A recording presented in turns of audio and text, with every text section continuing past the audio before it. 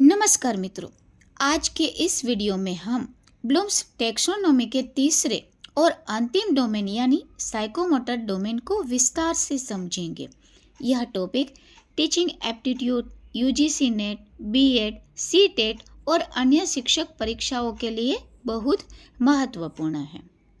तो मित्रों, सबसे पहले यह समझते हैं कि साइकोमोटर डोमेन क्या होता है। ब्लूम्स टैक्सोनॉमी का साइकोमोटर डोमेन छात्र के शारीरिक कौशल, क्रियात्मक गतिविधियों और व्यवहारिक प्रदर्शन से संबंधित होता है।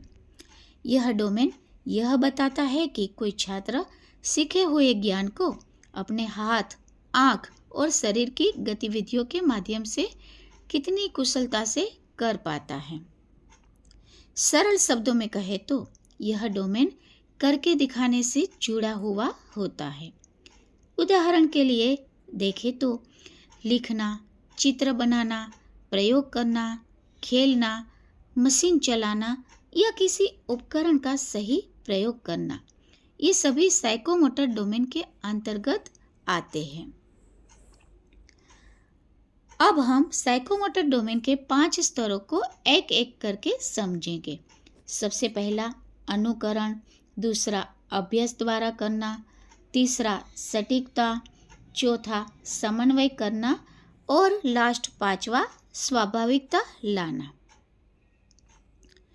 सबसे पहला है इमिटेशन यानी अनुकरण करना।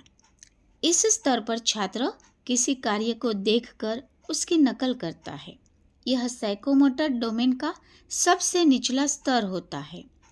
उदाहरण के लिए देखें तो जब शिक्षक बोर्ड पर लिखता है और छात्र उसी तरह लिखने की कोशिश करता है, या खेल में कोच जैसा दिखाता है वैसा ही छात्र दोहराने की कोशिश करता है, तो यह इमिटेशन स्तर कहलाता है।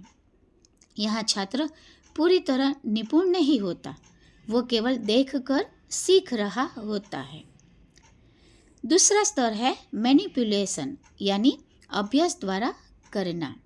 इस स्तर पर छात्र किसी कार्य को निर्देशों के अनुसार अभ्यास करके करता है।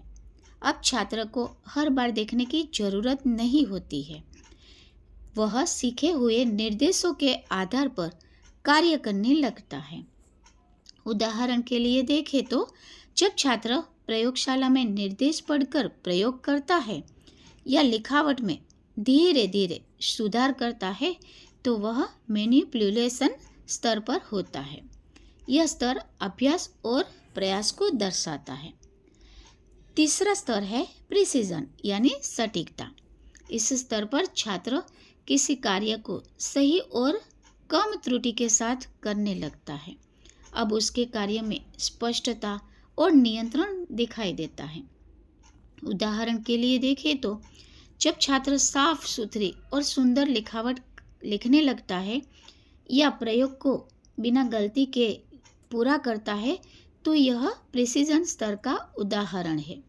यह स्तर कौशल में निपुणता की शुरुआत को दर्शाता है। चौथा स्तर है आर्टिकुलेशन यानी समन्वय।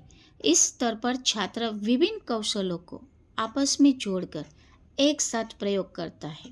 यहाँ कार्य अधिक जटिल हो जाता है, लेकिन छात्र उसे सही ढंग से कर पाता है। उदाहरण के लिए देखें तो जब छात्र विज्ञान प्रयोग में उपकरणों का सही क्रम में उपयोग करता है या खेल में विभिन्न तकनीकों को एक साथ अपनाता है, तो वह आर्टिकुलेशन स्तर पर होता है। यह स्तर उच्च स्तर के कौशल को दर्शाता है। पांचवा और अंतिम स्तर है स्वाभाविकता। यह साइकोमोटर डोमेन का सबसे उच्च स्तर है। इस स्तर पर कौशल इतना स्वाभाविक हो जाता है कि व्यक्ति बिना सोचे समझे उसे आसानी से कर लेता है। उदाहरण के लिए देखें तो एक अनुभवी टाइपिस्ट का तेज और सही टाइप करना, एक खिलाड़ी का स्वतः सही चाल चलना, यह एक शिक्षक का सहज रूप से बोर्ड पर लिखना, ये सभी स्वाभाविकता के उदाहरण हैं। यह स्तर पूर्ण दक्षता को दर्शाता है। अब परीक्षा की दृष्टि से समझते हैं साइकोमोटर डोमेन से जुड़े प्रश्न। अक्षर, स्किल, परफॉर्मेंस, मोटर एक्टिविटीज और लर्निंग बाय डूइंग पर आधारित होते हैं।